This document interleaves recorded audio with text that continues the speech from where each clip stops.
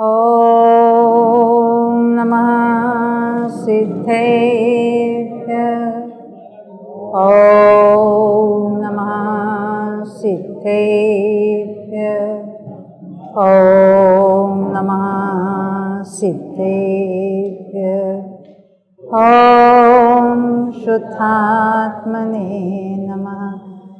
नमो अरिहन्ताणं नमो सिद्धाणं नमो आयर्याणं नमो अच्छायाणं नमो लोये सौवसाहूणं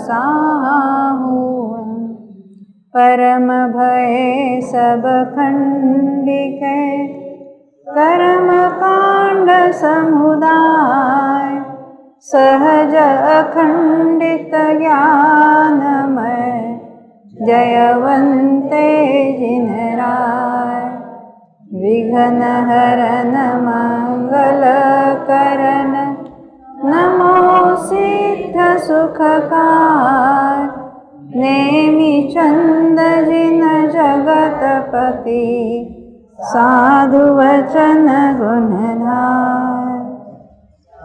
सिद्धांत चक्रवर्ती आचार्य नेमिचंद ने इस गोमटसार जीव कर्मकांड की रचना की हुई है और उसी के आधार से पंडित टोडरमल जी ने सम्यक ज्ञान चंद्रिका कर्मकांड भाषा टीका ढूंढारी भाषा में लिखी थी। उसका हम यहाँ हिंदी अनुवाद देख रहे हैं। यहाँ कर्म के बारे में हमें कुछ जानकारी हासिल करनी है, क्योंकि आज तक इस जीव ने कर्म को देखा नहीं है, परंतु उसके उदय में होने वाली जो कुछ बातें हैं उसी में वो अपना स्वरूप मानकर बैठा है, उसी में अपनत्व करके बैठा है। इनकी सही जानकारी होती है। लोगों को यही प्रश्न है, इतनी सूक्ष्मता से इसके क्यों जानना? क्योंकि मन है, वो मन है तो बारंबार उसको नया नया प्रमेय चाहता है, कुछ न कुछ जानने में उसका, क्योंकि वो पलटता रहता है, ये इसको जानो उसको जानो, इसकी तरह मन तो जानने में निमित्त है और वो ज्ञान अलग अलग गेज यानी उससे सहज उसकी टेंडेंसी रहती है। तो मुनियों के लिए भी ये करणान योग का अभ्यास कहो या करणान योग के ग्रंथ, यही उनके लिए मुख्य आधार है, क्योंकि उनके तो बाह्य कोई अभी प्रवृत्ति है ही नहीं, किसी में इंटरेस्ट नहीं है, तो समय कहाँ लगाएंगे? या तो आत्म ध्यान में, और वहाँ नहीं टिक पाते तो इसके स्वाध्याय में। द्रव्यान योग तो एक बार उसके ट्रिक हासिल हो गई, रहस्य समझ में आया तो वो तो आसान है, बहुत स्थूल होता है, तो उसमें उपयोग कितना रमाएंगे? तो उपयोग रमाने के लिए करणान योग उत्कृष्ट साधन है। तो मुनियों यानी जो ऑलरेडी सम्य दृष्टि है उसके लिए तो ये कार्यकारी है ही। हम कहें हमको सम्य दर्शन नहीं हुआ तो क्यों कार्यकारी है? हाँ, इसमें भी, क्योंकि ये जो हम इसको जान रहे हैं तो सही जानने में हमारा उपयोग लग रहा है। तो ये ज्ञान का विकास है कि ज्ञान का ह्रास है? अवनति, विकास है। और सही जानने में हमारा उपयोग लग रहा है। तो इसको जानने में जो हमारा उपयोग लगता है, तो यहाँ पे हिंसा, झूठ, चोरी वगैरह कोई विकल्प नहीं हो रहे हैं। ख्याल में आती है ना? तो उपयोग हमारा एक विषय को जानने में एकाग्र हो रहा है और अन्य जो स्थूल राग आदि को नहीं हो रहे हैं, ये बहुत अच्छी यानी अच्छी बात है। टोडरमल जी साहब कहते हैं कि इसको जो 100 बातें बताइए, हमारी भाषा में 1% भी यदि इसमें से कुछ ख्याल में आ जावे तो अभीक्ष्ण ज्ञानोपयोग हो जावे। यानी वो तो उत्कृष्ट ज्ञानोपयोग हो जाता है, अति सूक्ष्म बातें पकड़ने की आदत हो जाती है और हमें सर्वांगीण विचार करने की भी आदत हो जाती है। क्योंकि इसमें हमने एक बात ऐसे जीवकांड में भी हमने देखा था, इतनी सारी मार्गणा, इतने सारी भेद प्रभेद सब हमने देखे थे, तो एक को पकड़ने जाते दूसरा भूल जाते हैं। लेशा वगैरह के प्रकरण में देखा था हमने। यहाँ पर भी इतने सारे जो कर्मों की बातें देख रहे हैं, तो इनको ये तो ज्ञान का विषय है। जैसे आप टीवी के सामने बैठते हैं और कोई आपकी न्यूज़ हो या सीरियल हो जो आपकी फेवरेट है, बीच में क्या होता है? ब्रेक। तो क्या करते भाई? क्या चलता है? वो चैनल हाथ में लेके इधर क्या चल रहा है उधर क्या, क्यों?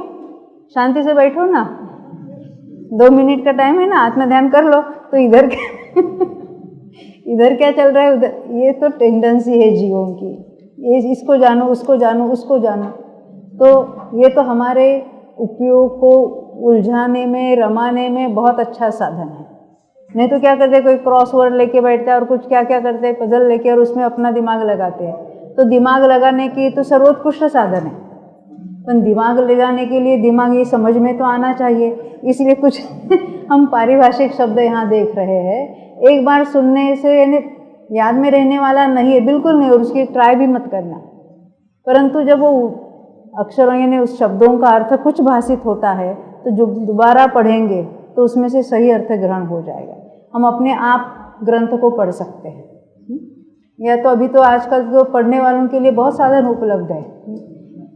ये हमारे जितने देवलाली के शिविर हुए हैं अभी तक, ये 6-6 घंटे वाले ऐसे 22-25 कुछ शिविर हुए, सभी के वीडियोज़ हमारे ये किशन के मेहरबानी से YouTube पर अवेलेबल है, जैन तत्व नाम से, उसने सारा अपलोडिंग करके रखा है वहाँ, और फ्री में, हमें कोई शिकायत नहीं, हमें कोई तकलीफ नहीं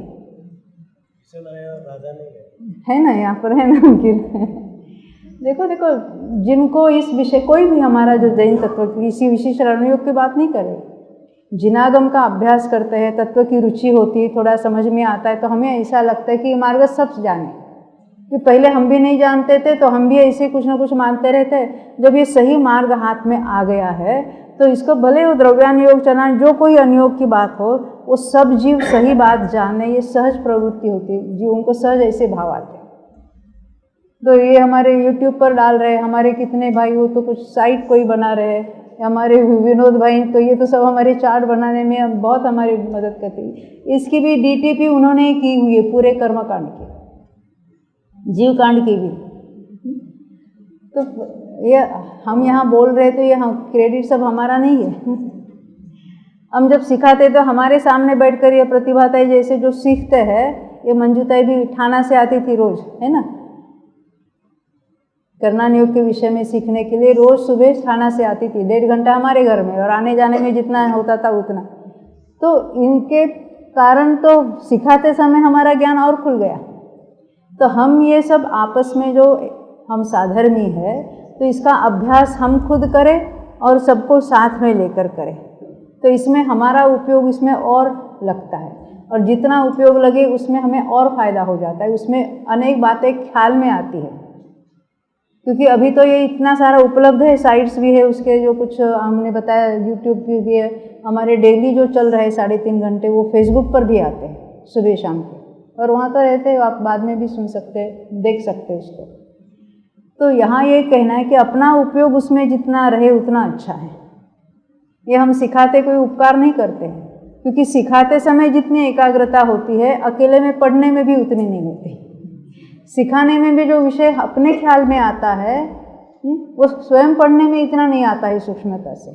आप 2-4 प्रश्न पूछते तो उस पर और विचार होता है, तो और ये यानी कोई किसी का उपकार कुछ कोई कर नहीं रहा है, परंतु ये सहज ऐसी बात होती है कि इसको विषय को लेके चले। क्योंकि हमें इस बारे में बहुत सारे प्रश्न उठते थे, समझ में नहीं आता था, पूछने के लिए कोई नहीं रहता था।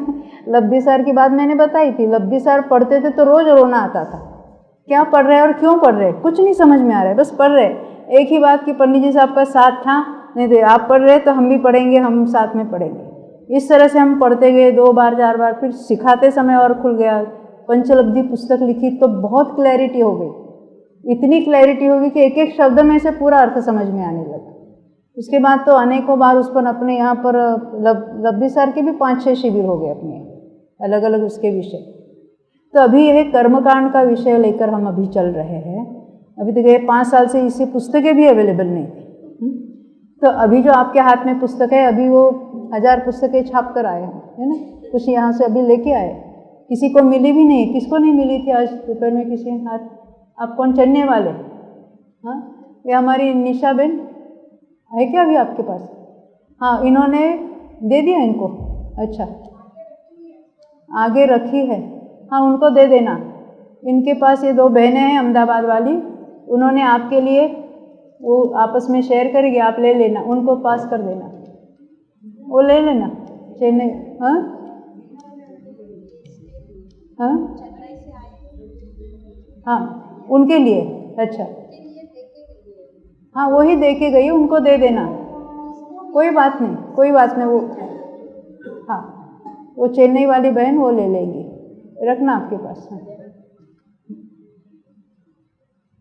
ये हम तो साधर्मी है ना, एक दूसरे के सहयोग से हम आगे बढ़ेंगे। पहले पुस्तकें शेयर करना जो कुछ है, बाद में भी मिलेगी आपको, घर बैठे मिल जाएगी ये पुस्तकें, किसी को और भी चाहिए तो। अब आगे बढ़ते हैं, कुछ प्रश्न आए उसको लेकर हम आगे बढ़ेंगे।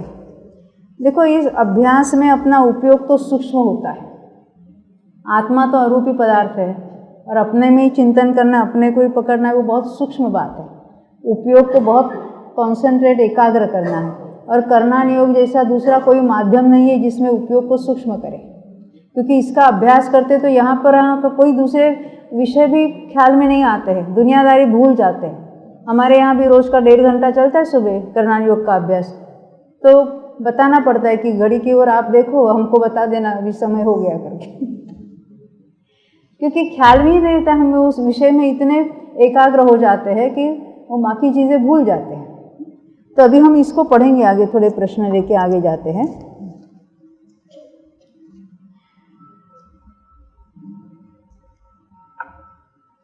सम्यक दर्शन प्राप्त करने के लिए चरणानुयोग की अपेक्षा से क्या पालन होना चाहिए?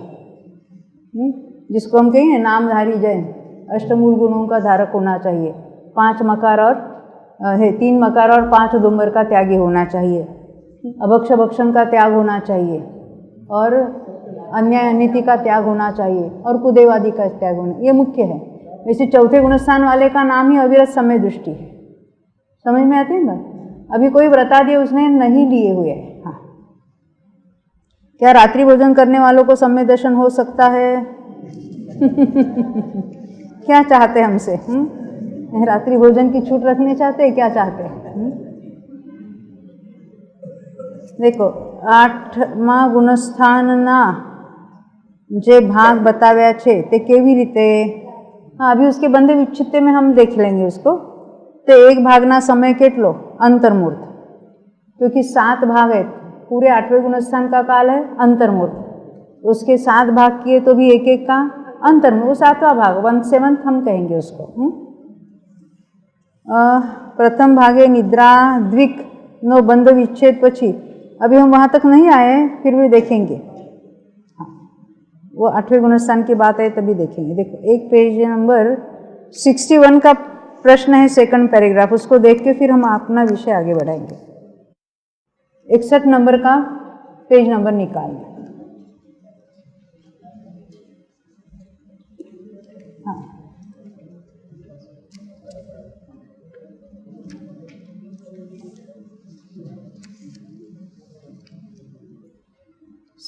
पेज 2nd पैराग्राफ के बारे में जरा प्रश्न है कि ये समझा नहीं है। यहाँ बात क्यों उठी वहाँ पर? देखो,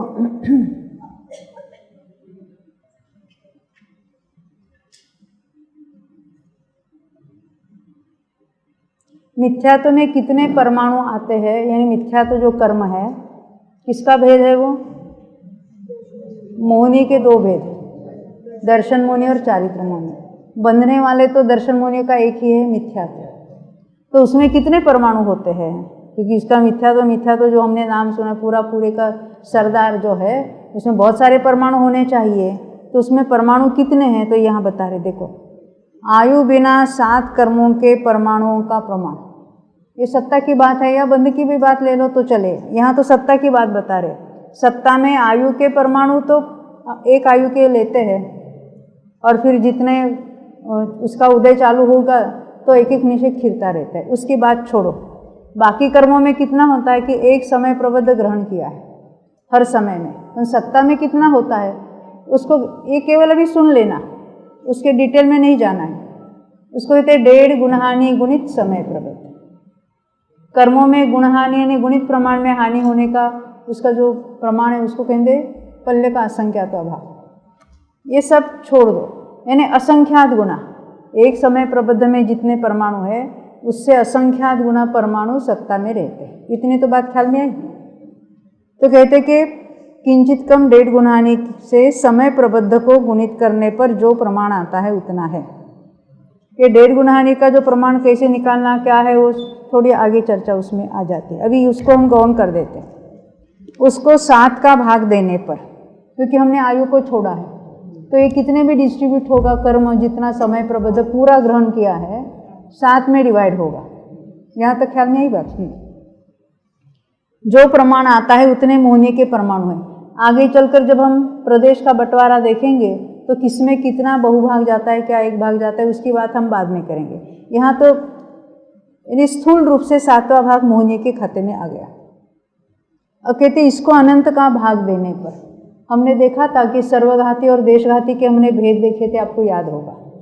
तो मोहनीय में सर्वघाती प्रकृतियाँ कौन कौन सी हैं? दर्शन मोहनीय तो मिथ्यात्व और सम्यक मिथ्यात्व, पर सम्यक मिथ्यात्व बनती नहीं है, तो मिथ्यात्व एक प्रकृति है। और ये 12 कषाय जो है, और परंतु ये तो प्रकृति देश सर्वघाती है, परंतु जो देशघाती प्रकृतियाँ होती ना, कौन सी, संज्वलन वगैरह, उसमें भी सर्वघाती के परमाणु होते ही होते। फिर से सुनना, जो सर्वघाती प्रकृति है उसके सारे परमाणु सर्वघाती होते हैं, और जो देशघाती है उसमें देशघाती तो होते होते, सर्वघाती भी होते हैं। अब इनका प्रमाण कितना होता है? तो मोहनीय का जो टोटल द्रव्य है उसको अनंत का भाग दो, तो अनंतवे भाग प्रमाण सर्वघाती होते हैं। देखो शक्ति कितनी है पूरा घात करने की, और परमाणु कितने, अनंतवे भाग प्रमाण, और बाकी देशघाती कितने होते हैं, अनंत बहुभाग प्रमाण।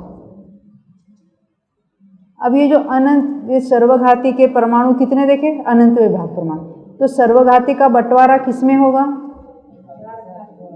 सर्वघाती में भी जाएगा, देशघाती में भी जाएगा।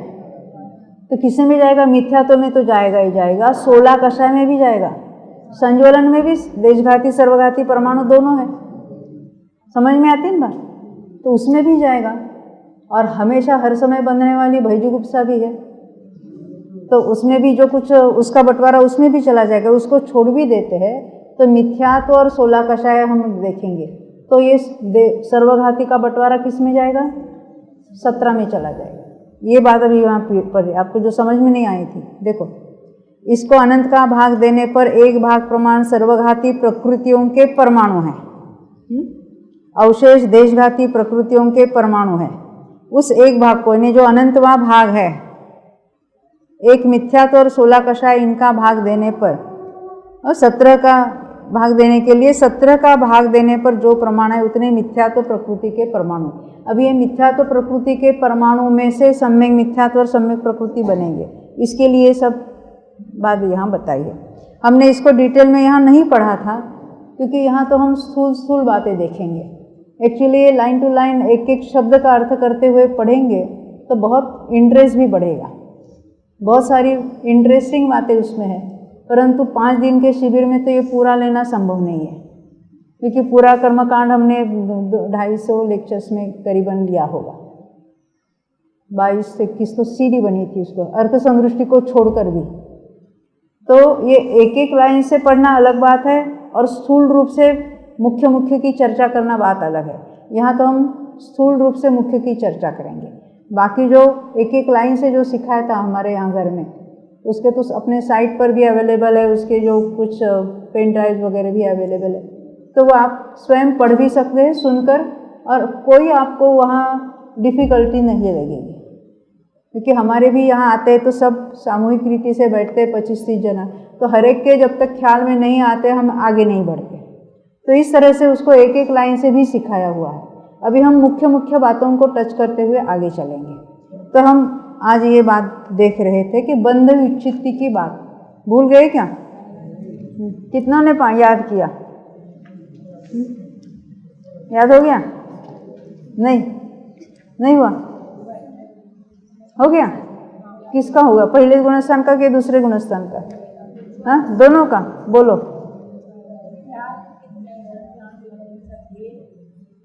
आप बोल रहे? अच्छा हाँ बोलो। हाँ, मिथ्यात्व में अनंतानुबंधी का नहीं बंध विच्छेद है। पहले गुणस्थान में अनंतानुबंधी का नाम नहीं लेना है। हाँ चलो हम सब साथ में देखेंगे। 136 पेज नहीं 108 पर थे।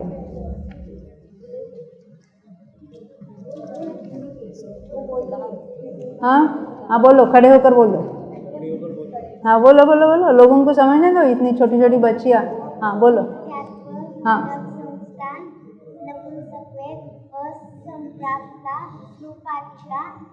एकेंद्रिय स्थावर आत सूक्ष्म अपर्याप्त साधारण साधारण त्रिंद्रिय त्रिंद्रिय चतुरिंद्रिय नरकायु नरगति नरगत्यान। बहुत अच्छा, ये 16 है ना। वो देखो, जो याद करने की कोशिश के कोई कठिन बात है नहीं है। और ये बच्चे तो ऐसे जल्दी जल्दी, हमको तो बच्चों को सिखाने में ही रस है। बड़े लोग खाली सुनते हैं, हाँ हाँ करते चले जाते हैं। ये जो लड़की जिसको आपने सुना, वो हमारी चेतन भाई की लड़की है। हाँ, और उसके साथ नाते पोते से आई ना, उसकी मम्मी है और उसकी कौन बुआ भी है। हाँ सब फैमिली है। अच्छा देखो, ऐसे उत्साह से पढ़ेंगे ना तो बहुत, आप कहेंगे नहीं ये छोटी है तो याद रखते हैं, हमको याद नहीं आता, नहीं रहता, हमारी बुद्धि नहीं चलती। क्यों सोनी भाई, ऐसा लगता है? अरे हमारे यहाँ आते एक बहन आती थी, जब इन्होंने सिद्धांत प्रवेशिका सिखाना शुरू किया था घर में, 97 की बात है तब। वो 72 ईयर्स की, और वो वैष्णव महिला थी। उनके अपने धर्म के क्लासेस लेती थी, मनन वगैरह के क्लासेस वगैरह बहुत चलाती थी सैन में। तो डिस्पेंसरी के कारण उसकी मेरी पहचान, वो क्या करते हैं क्या नहीं, तो हम हमेशा बातें चलती, तो घर आती थी वो, हर संडे को सीखने के लिए आती थी। और जो जो सिखाते थे वो एक पर्ची पर लिखती थी और किचन में ऐसे रखती थी, और जब किचन में काम कर रही है तो एक एक बातें याद करके आती थी। इतनी उम्र में भी इतना नई बातें सीखने का शौक था उसको। जिसको चाहिए वो कहीं पर भी याद करते हैं। हमारे यहाँ वो मिलिंद्र भाई आते थे, वो स्कूटर पर वो रखते थे, सिग्नल पर कार ये गाड़ी रुक गई तो चलो ये याद कर लो। इस तरह से हमें तो बहुत समय मिलता है, समय नहीं मिलता वो बात नहीं है। एक चिट्ठी बना लो, आज ये करना है। सुबह घूमने जाते हैं, जब जो कुछ कर रहे हैं आप, काम कर रहे हैं, रोटी बना रहे, अभी जो कर्मों की नाम है नहीं याद होते, एक चिट्ठी रखो, याद करते चले जाओ, याद हो जाएगा। 2-5 बार भूले भी हो जाएगी, कोई बात नहीं, याद करते रहने। क्यों? और एक बार ये बंद विच्छित्ति उदय विच्छित्ति वगैरह याद हो जाते, फटाफट बहुत मजा आती है बाद में। देखो आगे चलते। तो पहले गुणस्थान की बताई उन्होंने, दूसरे गुणस्थान की कोई बताएंगे? हाँ आप बताएंगे। उसकी मम्मी, अरे वाह, बेटी से माँ सवाई, बोलो। हाँ स्त्यान वृद्धि नहीं, हाँ निद्रा निद्रा कुशल प्रश्न अनादेय चार संहनन, हाँ, चार संस्थान, बीच वाले 4 संस्थान। हाँ, आयु, बरोबर।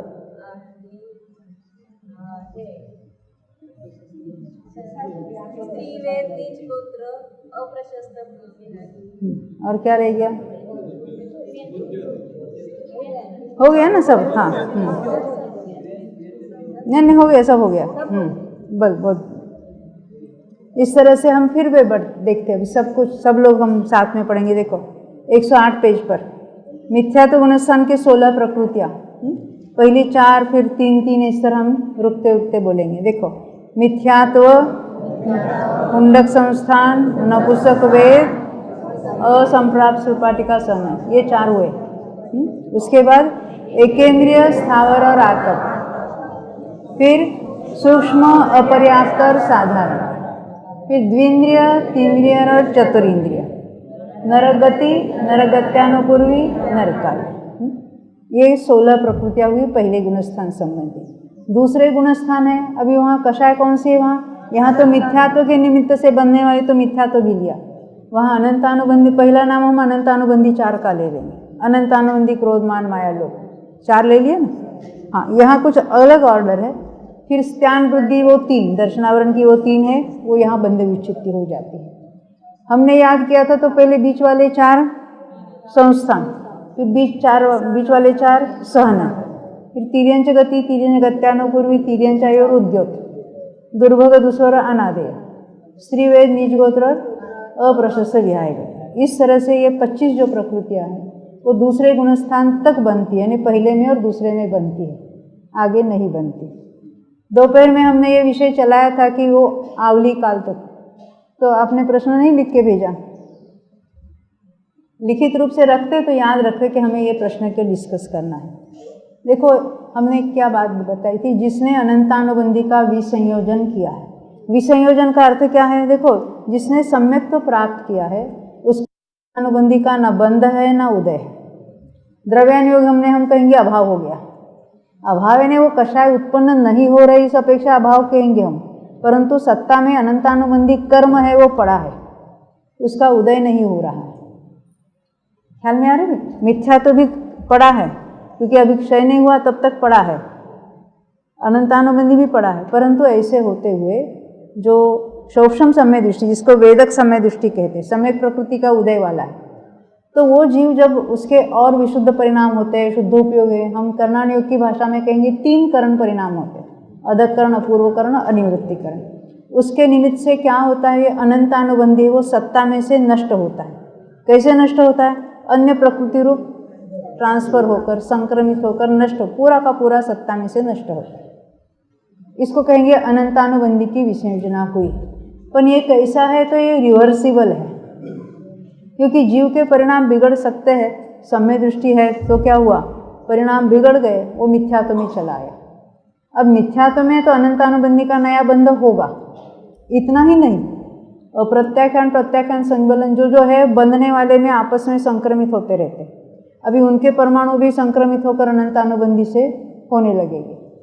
परंतु ये बंध का और संक्रमण का ये नियम है कि जब तक बंध के बाद एक आवली बीत नहीं जाती है तब तक उसमें से उन परमाणुओं का ऊपर चढ़ना, उत्कर्षण, अपकर्षण, संक्रमण वगैरह कुछ नहीं होगा। तभी आवली काल तक बंध तो हो रहा है परंतु वहाँ उदय नहीं हो रहा है। अनंतानुबंधी की विसर्जना करके जो मिथ्यात्व में आया है उसके आवली काल तक उसका बंध हो रहा है, परिणाम भी अनंतानुबंधी के हो रहे हैं, परंतु वहाँ उसका उदय एक आवली तक नहीं है। तो वहाँ किस कारण ये सारी प्रकृतियाँ बन रही है? मिथ्यात्व से बन रही है ना। ये 16 प्रकृतियाँ जो हमने देखी थी, यानी ये हमारा पॉइंट सिद्ध करने के लिए बहुत अच्छा प्रूफ है, दलील है। जो कहते कि मिथ्यात्व से नहीं बंध हो रहा है, तो मिथ्यात्व से नहीं बंद होता है, खाली कषाय से होता है। अरे मिथ्यात्व तो सबसे बड़ा बंध का हेतु है, क्योंकि हमने देखा मिथ्यात्व, अविरति, प्रमाद, कषाय और योग ये बंध के कारण है। उसमें से सबसे बड़ा कारण तो मिथ्यात्व है, और जब तक मिथ्यात्व नहीं जाता है तब तक उसके मोक्ष का मार्ग शुरू ही नहीं होता। वो कैसे जाएगा? तो आत्मा की अनुभूति पूर्वक जो, जिसको हम सम्यक दर्शन कहते हैं, तो सम्यक दर्शन हुआ यानी मिथ्यात्व नहीं रहा। हाँ, तो उसके लिए क्या जो उसकी विधि है, उसके जो उपदेश है, तो द्रव्यान योग में तो हम सुन ही रहे। यहाँ कर्मों में क्या बातें होती है उसको हमको देखना है। तो पहले गुणस्थान में ये 16 प्रकृति पहले ही गुणस्थान में बनती, किसी भी जीव को ऊपर के किसी भी गुणस्थान में नहीं बनती, तो हम कहेंगे ये 16 की बंध विच्छित्ति पहले में होती। ये जो 25 हमने नाम देखे थे दूसरे गुणस्थान वाले, जो अनंतानुबंधी के कारण बनते हैं, तो उनका बंध कहाँ है? पहले गुणस्थान वाले और दूसरे वाले के ऊपर कहीं भी उनका बंध नहीं है, तो उनको कहेंगे उनकी बंध विच्छित्ति दूसरे में है। क्योंकि कोई भी जीव दूसरे गुणस्थान से ऊपर तीसरे में, चौथे में, पांचवें में कहीं नहीं जाता, वो दूसरे वाला नियम से पहले में ही आता है। परंतु फिर भी उसको दूसरे के अंत में बंध विच्छित्ति का अर्थ क्या है? वो दूसरे गुणस्थान तक बनती, ऊपर कहीं नहीं बनती, बस इतना उसका अर्थ है। तो ये 16 और 25 सबको याद करना है आज रात को। हो गया? अच्छा। बहुत कठिन नहीं है, एक बार हम ठान लेते हैं, याद करेंगे तो याद हो जाएगी। हम स्कूल में वो हमारे बच्चे सारे वो क्या क्या कविताएं याद करते हैं और 2 × 2 करते हैं, अर्थ कहाँ समझता है, पर याद करते रहते हैं, है ना। बाद में अर्थ याद हो जाता है, उनका समझ में आ जाता है। तो हमने ये दूसरे गुणस्थान की भी देखी। देखो अब किसी का प्रश्न था वो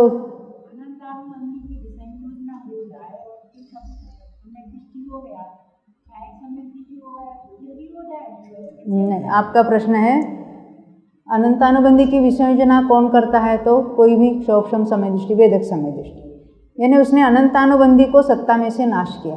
अभी उसके मिथ्यात्व सम्यक प्रकृति पड़ी है। अगर वो मिथ्यात्व में नहीं जाता है, समय दृष्टि बना रहता है और कालांतर से क्षयिक हो जाता है, तो फिर वो दोबारा अनंतानुबंधी का यानी फिर उसका संयोजना नहीं होती, क्योंकि वो क्षयिक हो गया। अभी वो कायम के लिए सत्ता में से गया, क्योंकि अभी वो मिथ्यात्व में आ ही नहीं सकता, मिथ्यात्व कर्म भी नहीं रहा है। अरे क्षयिक समय दृष्टि कैसा बना रहेगा? क्षयिक सम्यक तो हुआ, उसका अर्थ मिथ्यात्व सम्यक प्रकृति भी सत्ता में से नष्ट हुई। अभी उसको नीचे मिथ्यात्व में आने के लिए कोई नहीं रहा, ऐसे परिणाम भी नहीं हो गए और वहाँ उदय रूप ऐसा मिथ्यात्व भी नहीं रहा। सत्ता में है तब तक चांस है, क्या कहा? सत्ता में है मिथ्यात्व, हो सकता है कि उपशम श्रेणी चढ़ के 11वें गुणस्थान में चला गया, ऐसा ही जो नियम से वो 10वें 9वें 8वें 7वें 6ठे तक आ गया और वो फिर मिथ्यात्व में भी जा सकता है। यानी जीवों के परिणाम ऐसे बिगड़ सकते हैं। वो कर्म आया इसलिए उसको जाना पड़े, ऐसा बिल्कुल नहीं है। उसी का उदय होगा जो स्वयं मिथ्यात्व करेगा, स्वयं मिथ्यात्व परिणाम करेगा तो मिथ्यात्व का उदय होगा।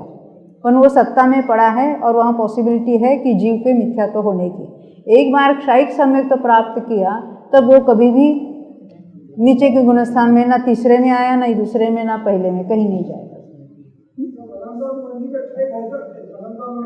इसको क्षय नहीं कहते, इसको विसंयोजना कहते हैं। हाँ, क्योंकि जब मिथ्यात्व समय मिथ्या दर्शन होने का क्षय हो जाएगा तब हम कहेंगे अनंतानुबंधी और दर्शन मोह तीन इनका 7 प्रकृतियों का क्षय हो गया, तब कह सकते हैं। उसके बाद कह सकते हैं, पहले नहीं, क्योंकि केवल विसंयोजना हुई तो फिर दोबारा उसके बंध और वो पॉसिबल है अगर वो नीचे के गुणस्थान में आता है तो ही, क्योंकि अनंतानुबंधी का बंध दूसरे और पहले में ही होता है, ऊपर कहीं नहीं होता। जब तक सम्य दृष्टि है तब तक अनंतानुबंधी का उदय भी नहीं और बंध भी नहीं, पर सत्ता में है तो उसके नीचे आने के चांसेस है।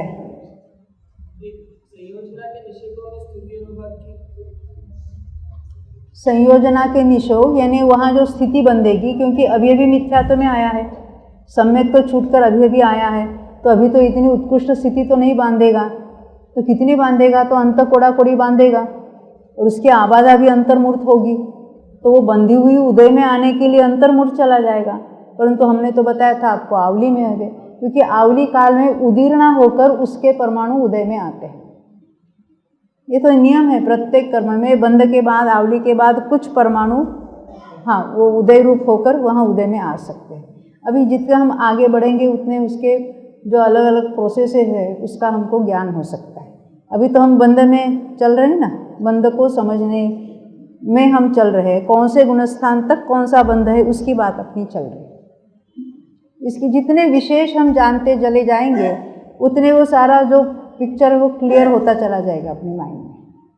कर्म के बारे में, जीव की जो स्वतंत्रता है, उससे भिन्नता है, उसके बारे में भी बहुत क्लैरिटी हो जाएगी।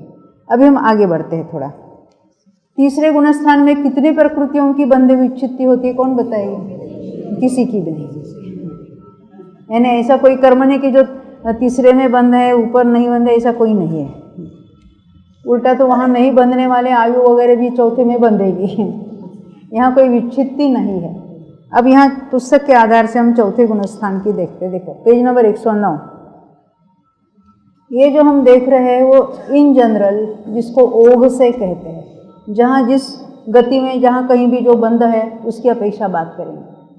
हर एक गति में, हर एक इंद्रिय वालों में, जिसको हम मार्गणाएँ कहते हैं, उनमें ये नियम अलग हो गए, क्योंकि वहाँ जो प्रकृति बन सकती है उसमें से हम विच्छित्ति बताएंगे। वो विषय हम लेने वाले नहीं हैं। चारों गतियों की अपेक्षा इन जनरल जिसको कहेंगे ओघ से जो बात होती है इन जनरल सब में लागू होती है, उसकी यहाँ चर्चा चलेगी। देव के लिए विशेषता है, मनुष्य के लिए विशेषता है, एकेंद्रिय के लिए विशेषता है, पंचेंद्रिय के लिए विशेषता है। वो विशेषता ग्रंथों में है, वो तो हम बाद में भी पढ़ सकते हैं। अभी तो स्थूल रूप से प्रत्येक गुणस्थान की चर्चा करेंगे। अभी आगे बढ़ते। देखो यहाँ विशेषार्थ, देखो यहाँ देखो ना हमने विशेषार्थ नीचे का पढ़ते 108 के नीचे का। ये जो अभी हमने विषयोजना की बात की वही है। यहाँ पर देखो ऊपर जो मिथ्यात्व गुणस्थान में केवल मिथ्यात्व से बंध का, आप कहेंगे मिथ्यात्व गुणस्थान में तो मिथ्यात्व भी और अनंतानुबंधी है, तो अकेले मिथ्यात्व से बंध क्यों कह रहे? अनंतानुबंधी से कहो। ये जो हमने विसंयोजना वाला जो यहाँ विषय निकाला है वो इसी के लिए, इस बात को प्रूव करने के लिए, क्योंकि अनंतानुबंधी का जहाँ उदय नहीं है आवली काल तक, वहाँ पर भी मिथ्यात्व के कारण ये प्रकृतियाँ बनती है। यही सिद्ध करता है ये प्रकृतियों का बंध मिथ्यात्व के कारण हो रहा है। ख्याल में है ना, दलील समझ में लेना है, हमको पॉइंट प्रूव करने के लिए ये दलील है। उसका कारण यह है कि जो सम्य दृष्टि जीव, जो अभी हमने विसंयोजना की चर्चा की वही यहाँ लिखा है, अनंतानुबंधी की विसंयोजना करने के पश्चात मिथ्यात्व में जाता है, जा सकता है, क्योंकि अनंतानुबंधी का वहाँ उदय नहीं था, पर मिथ्यात्व के उदय से मिथ्यात्व में गया, वहाँ जाते ही नया बंध चालू हो जाएगा। उसके अनंतानुबंधी का नया बंध तो प्रारंभ होता है, परंतु आवली काल तक उसका उदय नहीं पाएगा, क्योंकि उसको बंधावली कहते हैं। बंध के बाद आवली तक उन परमाणुओं में कोई नीचे आना, ऊपर जाना, उदयावली में कुछ नहीं हो सकता। इस कारण उतने काल तक मात्र मिथ्यात्व के उदय में ही ये प्रकृतियाँ बनती है। सासाधन में तो मिथ्यात्व का उदय है ही नहीं, वहाँ तो मात्र अनंतानुबंधी के उदय में ही ये प्रकृतियाँ बनती है। जो 25 प्रकृतियाँ बनती है उसकी बात है। ऊपर के किसी गुणस्थान में मिथ्यात्व और अनंतानुबंधी प्रकृतियों का उदय होता ही नहीं, इस कारण इन 25 का बंध भी आगे कहीं पर भी नहीं पाया जाता। इस कारण इन 25 प्रकृतियों की बंध विच्छित्ति दूसरे गुणस्थान में होती है। देखो, हमने देखा था कोई भी जीव सम्य दृष्टि होता है तो उसका ऊपर का कौन सा गुणस्थान होगा, दूसरा के तीसरा, चौथा। तो पहले से चौथे में गया तो पहले से चौथे में जाने वाले की कितनी प्रकृतियां नहीं बंधेगी, वो 16 और वो 25 मिलकर 41 प्रकृतियां नहीं बंधेगी। यहाँ तक ख्याल में, आगे बढ़े। अब चौथे से 5वें में या ऊपर जाने वाले के और कौन सी नहीं बंधेगी, ये बात यहाँ हम पढ़ रहे हैं। देखो, ये 10 प्रकृतियाँ असंयत गुणस्थान के अंतिम समय में अप्रत्याख्यानावरण कषाय 4, यानी ये जहाँ यह बंध सकती है ऊपर नहीं बंधेगी, ऐसी ये प्रकृतियाँ। वज्रवृषभ नाराज सहनन, औदारिक शरीर, औदारिक अंगोपांग ये 2, मनुष्यगति मनुष्यगत्यानुपूर्वी 2 और मनुष्यायु, ये 10 प्रकृतियाँ बंध से विच्छित्ति रूप होती है, क्योंकि ये प्रकृतियाँ अप्रत्याख्यानावरण कषाय के उदय से बनती है। उसके उदय में बनने वाली प्रकृतियाँ। पर हाँ, हमने दोपहर में भी देखा था मनुष्य और तिर्यंचों को अप्रत्याख्यानावरण का उदय भी है और बंध भी है चौथे में, उसके आगे उनकी बंध विच्छित्ति होगी, परंतु उनके लिए मनुष्य गति नहीं बन रही है। सम्य दृष्टि मनुष्य और तिर्यंच देवगति का ही बंद कर रहे हैं। उनके लिए प्रकृतियाँ पहले दूसरे गुणस्थान में बंध विच्छित्ति उनके लिए, पर यहाँ हम इन जनरल बात कर रहे हैं, देव और नार की इनका बंद कर रहे हैं, तो हम कहेंगे चौथे में ये बंध विच्छित्ति होती है। ख्याल में आई बात? हाँ। अभी देश संयत में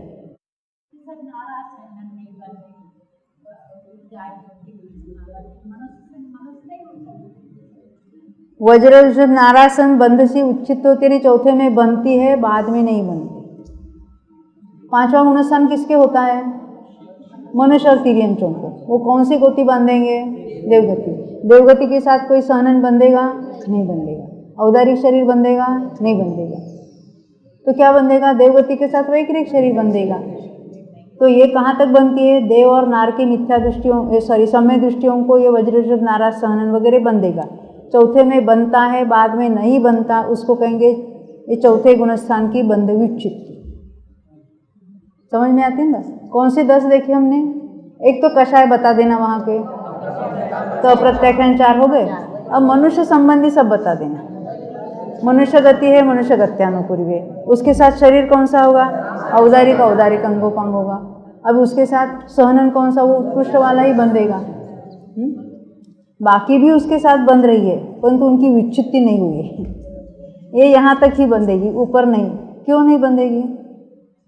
क्योंकि देवों के ऊपर का गुणस्थान ही नहीं है। देव और नारकियों का तो मैक्सिमम गुणस्थान चौथा है, और वो चौथे गुणस्थान वाले देव और नारकी इसी को बंध रहे, यहाँ पर बांध रहे। मनुष्य तो देवगति को ही बांध रहा है, इनको बांध ही नहीं रहा, इसलिए इनकी बंध विच्छित्ति कहाँ देखी? चौथे में। थोड़ी पहले हम लोग केवल बंध विच्छित्ति याद करेंगे, बाद में उसका जो रीजनिंग है वो ख्याल में आएगा, क्योंकि अभी एक साथ सब बता दो तो ख्याल में तो नहीं आने वाला। परंतु उस पर विचार करते हैं हम तो उसका रीजनिंग जरूर ख्याल में आ सकता है। तो चौथे गुणस्थान की बाइयों में से कोई बताएंगे? बंध विच्युति चौथे गुणस्थान के। हाँ बोलो संजू, बोलो जोर से। चौथे गुणस्थान की बंध विच्युति अनंता नहीं, अप्रत्याख्यान।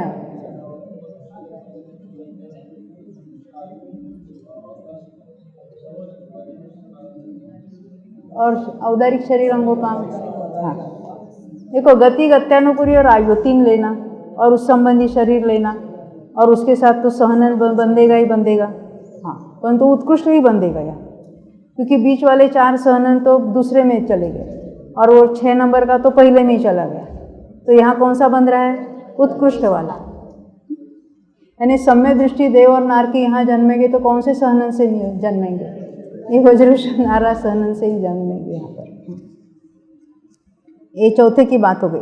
अब 5वें गुणस्थान की देखते हैं। देश संयत गुणस्थान के अंतिम समय में 4 प्रत्याख्यानावरण कषाय के नियम से विच्छित्ति होती है, क्योंकि कषाय कौन सा है यहाँ पर? प्रत्याख्यानावरण। उसका उदय भी है, उसका बंध भी है। वो बंध, उदय और बंध यहीं पर रुकता है। ऊपर के गुणस्थानों में ना इसका उदय है ना इनका बंध है। यहाँ तो 4 ही बताइए। आगे बढ़ते हैं। छठे में कितने नंबर है वहाँ दिखा है? हाँ 6। तो छठे में 6 का बंध है।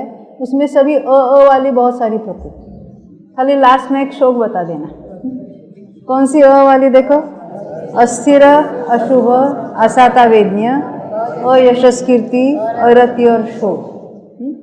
ये छठे गुणस्थान तक बन सकती है, ऊपर कहीं इसका बंधन नहीं होगा। ये उसका अर्थ होता है। ये 6 नियम से विच्छित्ति रूप होती है। अब आगे, अभी जो अप्रमत्त संयत है तो उसमें कौन सी बंध? एक ही बताइए, कौन सी वो? तो देवायु। और वो भी किस में लेना कि जिसने छठे गुणस्थान में देवायु का बंध प्रारंभ किया है, वो आयु का अंतर्मूर्तक बंध होता है, तो 7वें में गया तो भी बंध होगा और रुकेगा। तो ये 7वें गुणस्थान में देवायु बन सकती है, परंतु जो सातिशय अप्रमत्त जिसको हम कहेंगे श्रेणी के सन्मुख है, वहाँ विशुद्धि बहुत बढ़ती है, वहाँ आयु का बंधन नहीं है। फिर भी 7वें गुणस्थान की बंध विच्छित्ति कौन सी? तो हम कहेंगे एक देवायु, जो यहाँ बनती ऊपर के किसी गुणस्थान में अभी आयु का बंधन नहीं होगा। यहाँ तक ख्याल में आएगा? तो हमने 7 तक देखा। पहले में कितनी देखी प्रकृतियाँ? और दूसरे में, तीसरे में, चौथे में याद है 10? हाँ। 5वें में, 5वें के सबसे आसान है प्रत्याख्यान 4। और छठे में मंजू बहन बताएंगे? 6 अस्थिर, अशुभ, असाता वेदनीय, अयशस्कीर्ति, अरति और शोक। 5 अ और बाद में शोक। हाँ। और 7वें में देवायु। यहाँ तक समझ में? अभी आगे बढ़ते।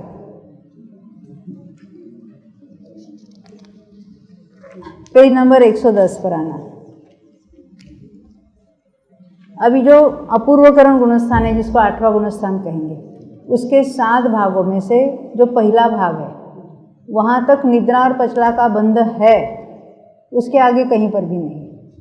तो कहेंगे वहाँ उसकी बंध विच्छित्ति। पर बाकी जो वहाँ बंध रही थी वो तो बनती रहेगी। कहाँ? अभी छठे भाग के अंतिम समय तक बंधेगी।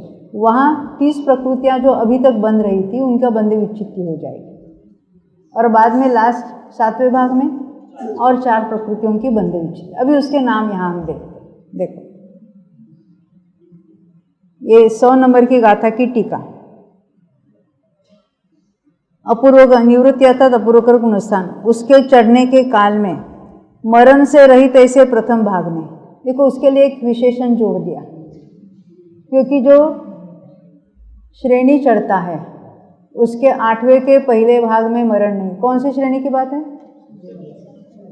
अरे शपक श्रेणी में किसी भी भाग में मरण नहीं है। शपक श्रेणी में तो मरण ही नहीं है। उपशम श्रेणी में मरण हो सकता है, अरे 11वें तक मरण हो सकता है, परंतु पहले भाग में 8वें के पहले भाग में मरण नहीं। ऐसा ही वस्तु का स्वभाव। क्यों वगैरह उसके आपके क्यों प्रश्न का उत्तर देने के लिए वस्तु व्यवस्था कोई वाद्य नहीं है उसके लिए, ऐसा ही स्वरूप है।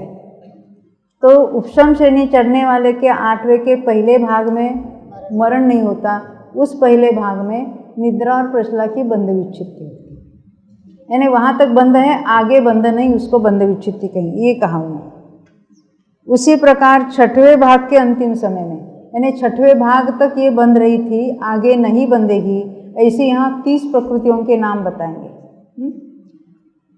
तो मैं पूरे नाम पढ़ूंगी, आपको पूछेंगे ये कौन से कर्मों की बात है, बराबर सुनना। तीर्थंकर, निर्माण, शुभ विहाय गति, पंचेंद्रिय जाति, तेजस कारमान शरीर, आहारक अंगोपांग ये 2, समचतुरस संस्थान, देवगति देवगत्यानुपूर्वी, वैक्रिक शरीर वैक्रिक अंगोपांग ये 4, वर्ण गंध रस स्पर्श ये 4, अग्रु लघु उपघात परघात उच्छ्वास ये 4, त्रस बादर पर्याप्त प्रत्येक, फिर सिर शुभ सुभग सुस्वर आदेय, ऐसे ये तो 6 जोड़ी है, उसमें से एक को छोड़ दिया, किसको छोड़ा? नाम कर्म की याद करो, सिर स्थिर शुभ शुभ सुभग दुर्भग सुस्वर दुस्वर ऐसे हमने देखे थे, किसको छोड़ा? यशस कीर्ति को छोड़ा है, यानी वो बनती रहेगी, यश कीर्ति को छोड़कर बाकी सबका बंध यहाँ रुक गया है, ये कहना चाहते हैं। ये 9 इस तरह 30 प्रकृतियाँ विच्छित्ति रूप हुई। ये सभी कौन से कर्म के भेद हैं? नाम कर्म। इसको कहेंगे परभविक कर्म, यहाँ तक बनता है। परभविक नाम कर्म का अर्थ क्या है? देखो हर समय कोई ना कोई गति बनती है, तो मिथ्या दृष्टि से लेकर अभी ये 8वें के 6ठे भाग तक, मिथ्या दृष्टि तो चारों गतियों में से किसी का बंद करेगा, फिर जहाँ जो गति की विच्छित्ति हो जाती है उसके बाद 4थे गुणस्थान वाला मनुष्य है तो देवगति बांध रहा है ना, हर समय बांध रहा है, कब तक बांधेगा? 8वें के 6ठे भाग तक। इसको कहते हैं ये परभविक प्रकृतियाँ कहेंगे, यानी गति के साथ बंधने वाली प्रकृतियाँ। बाद में कौन सी बंधेगी?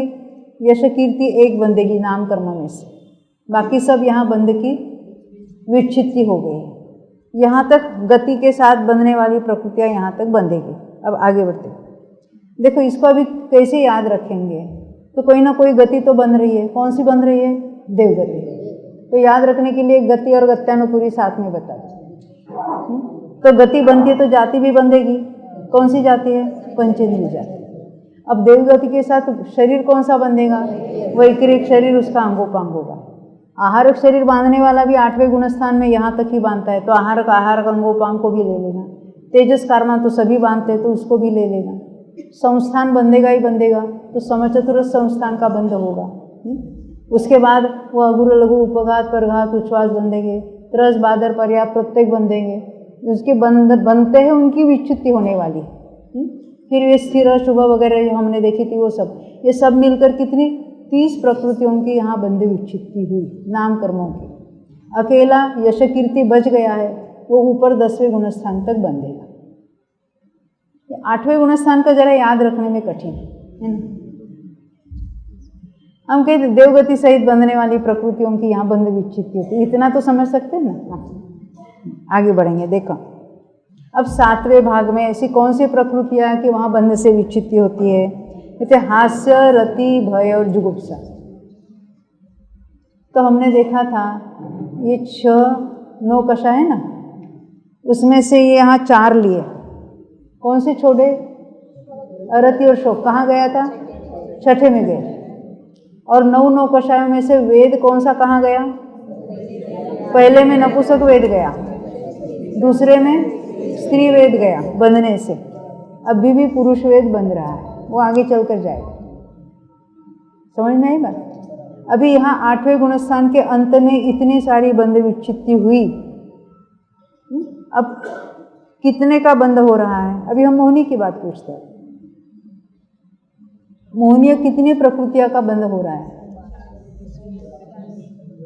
9 कषाय सब चले गए, हाँ, एक एक करके अनंतानुबंधी गए 4, अप्रत्याख्यान चल गए, हाँ, प्रत्याख्यान संज्वलन 4 रहेगी और एक पुरुष वेद रहा।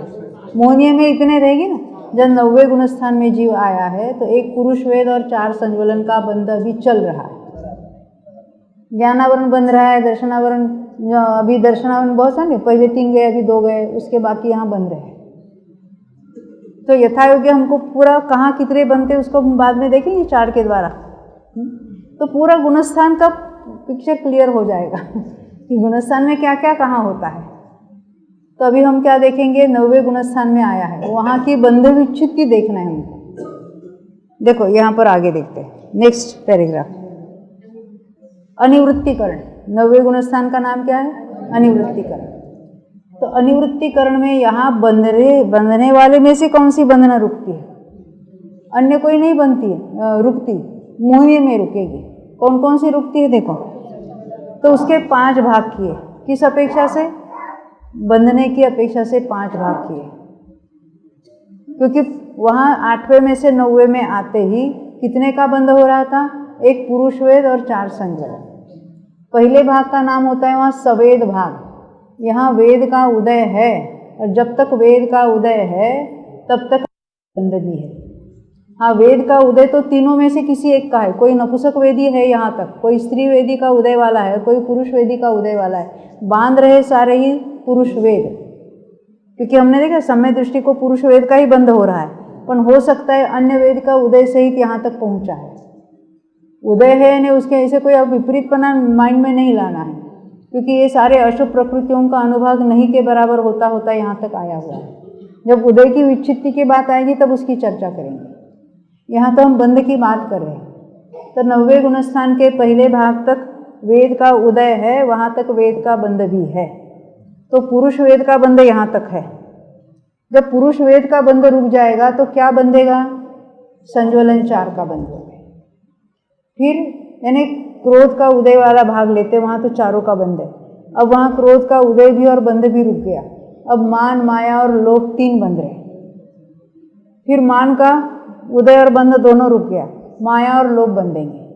फिर माया का भी रुक गया, अकेला लोभ बंधेगा। कब तक? 9वें के अंत तक। 10वें में लोभ का यानी सूक्ष्म लोभ का उदय है, बंध नहीं है, क्योंकि सूक्ष्म लोभ से भी अगर बंधेगा तो फिर वो बनता ही रहेगा। यहाँ तक समझ में? तो 9वें गुणस्थान में बंध विच्छित्ति किसकी हुई? एक पुरुष वेद और 4 संज्ञा। यहाँ तक समझ में? अब मोहिनी का बंध इसके आगे नहीं है। 10वें गुणस्थान में हमने देखा था ना, आयु का बंध रुक गया 7वें में, मोहिनी का बंध रुक गया 9वें में। अभी 6 ही प्रकृतियाँ बंधेगी 10वें गुणस्थान वाले की। कौन सी 6? ज्ञानावरण, दर्शनावरण, अंतराय, फिर वेदनीय, नाम और गोत्र। समझ में आई बात? अभी उसकी बात करते हैं, 10वें की बात करेंगे हमें। अब 111 पेज पर आते हैं, सूक्ष्म सांप्राय की बात। सूक्ष्म सांप्राय ने 10वां गुणस्थान। अब यहाँ जो बनती है उसमें से बंध विच्छित्ति यानी 11वें वाले को नहीं बंधेगी। अब देखो यहाँ तक हमने देखा 6 तो मूल प्रकृतियाँ बन रही थी और उसकी उत्तर प्रकृतियाँ जो कुछ यहाँ बन रही थी। अब 11वें गुणस्थान में क्या होगा? अकेले साता वेदनीय का बंध होगा, बाकी सबकी बंध की विच्छित्ति यहाँ पर होने वाली है। उसकी बात हम देखते हैं क्या क्या बंधेगा। जो बंध रही है उसमें से विच्छित्ति होने वाली, एक साता वेदनीय बचेगी, बाकी सबका बंध रुक जाएगा। देखो सूक्ष्म सांप्राय के अंतिम समय में मति ज्ञानावरणादि 5 ज्ञानावरण, क्योंकि पहले गुणस्थान से यहाँ तक बनते थे, अभी बंध रुक जाएगा। दानांतरादि 5 अंतराय और चक्षु दर्शनावरण आदि 4 दर्शनावरण, क्योंकि हमने देखा था स्त्यान वृद्धि 3 निद्रा का कहाँ हुआ था? दूसरे में। निद्रा प्रचला का कहाँ हुआ था? 8वें में। तो 3 और 2 5 निद्रा चली गई, तो कितने बन रहे? अभी 4 बन रहे। वो कहाँ तक बंधेंगे? 10वें तक बंधेंगे, बाद में नहीं बंधेंगे। तो 5 ज्ञानावरण, 4 दर्शनावरण और 5 अंतराय, कितने हुए? 14 तो ये हो गए। हाँ देखो, अब यशस कीर्ति और उच्च गोत्र कितने हो गए? 16। टोटल बनती कितनी थी? 17। उसमें से एक साता वेदनीय बच गई, वो 11वें 12वें और 13वें वाले को बंधेगी। तो कहते कि ये 16 प्रकृतियों की बंध विच्छित्ति होती है। अब जो एक प्रकृति साता वेदनी की बन रही वो 11वें वाले को भी बंधेगी, 12वें वाले को भी बंधेगी तो वहाँ बंधे विच्छित्ति नहीं है। 13वें वाले को बनती है, 14वें वाले को नहीं बनती है। क्यों नहीं बनती है? योग नहीं है। 10वें तक ये बाकी क्यों बन रही थी? वहाँ कषाय था। अब कषाय रुकने पर अकेले योग से बंधने वाले वो एक समय वाले वो नहीं के बराबर उसको गिनते हैं। जैसे आई और चली गई, इस तरह का वो बंध है। तो इस तरह से ये बंध का पूरा पिक्चर हमारे ख्याल में आ गया कि मिथ्या तो गुणस्थान में 16 की बंध विच्छित्ति होती, दूसरे गुणस्थान में 25, तीसरे में कोई विच्छित्ति नहीं है, चौथे में 10, पांचवें में 4, छठे में 6, सातवें में 1, कौन सी? देवायु। 8वें में 2, 30 और 4, टोटल 36। 9वें में 5, 1 वेद और 4 संयोजन, और 10वें में 16, कौन से? 5 ज्ञानावरण, 4 दर्शनावरण, 5 अंतराय, उच्च गोत्र और यशस्किर। ये 16 बंधना रुक गई। तो 11वें में, 12वें में और 13वें में एक सातावेज्ञ का बंध है।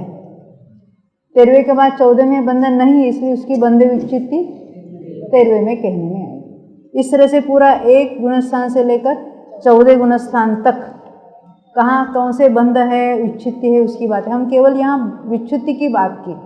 वैसे 120 का हिसाब हर जगह चलेगा। टोटल 120 है ना बंधने वाले, तो उसमें से कितनी बनती है, कितनी विच्छित्ति हुई और कितनी नहीं बनती। जैसे पहले गुणस्थान में, दूसरे में, तीसरे में तीर्थंकर आहार द्वीप का बंध नहीं है, तो नहीं बंधने वाले में डालेंगे, है ना। आगे का ये हम चार्ट नहीं ले रहे बंध अबंध वाला, परंतु उसको हम डिराइव कर सकते हैं। जैसे हमने देखा था विच्छित्ति कितने की हुई, पहले में 16 की, तो बनती कितनी थी? 3 नहीं बनती थी। 120 बंध योग्य है टोटल प्रकृतियाँ, परंतु तीर्थंकर प्रकृति चौथे गुणस्थान से बनती है, पहले में नहीं बन रही थी। और आहार द्वीप तो 7वें 8वें में बंधेगी, यहाँ नहीं बन रही थी। तो यहाँ बंधने वाली कितनी थी? 117 का हिस्सा है सारे, उसमें से 16 कट डाउन हो गए। तो ये 3 प्रकृति साधन वाले को भी नहीं बंधेगी, और वो 16 और नहीं बंध रही है, यानी बंधेगी कितनी? 101 ही बंधेगी साधन वाले को। इस तरह से हर एक में जगह जितनी विच्छित्ति होती है उसमें माइनस करो, और वो बंध रूप है, अबंध रूप है, इस तरह से वो बंध अबंध और विच्छित्ति, इसका पूरा टोटल कितना आना चाहिए? 120। अपनी कोई प्रकृति कहीं जाती नहीं जरा इसका हिसाब रखना। अपना माल बराबर है कि नहीं? तो हमने ये सारी विच्छित्ति की बात देखी। अब जरा बैलेंस शीट तैयार करो। अच्छा, परंतु वो सत्ता में रहेगी, बंद हो या नहीं बंद कहीं बनती है, परंतु जब तक वो सत्ता में से उसका निर्मूल नाश नहीं होता है तो उसकी सत्ता वो तो कहाँ होता है, वो तो अपना विषय सत्ता के प्रकरण में देखेंगे। अभी तो हमारा तो बंध का प्रकरण देखा, विच्छित्ति देखी, और उसकी और कुछ चर्चा थोड़ी देर के बाद हम देखेंगे। अब मिलते हैं 15 मिनट के बाद। बोलो 2400 भगवान।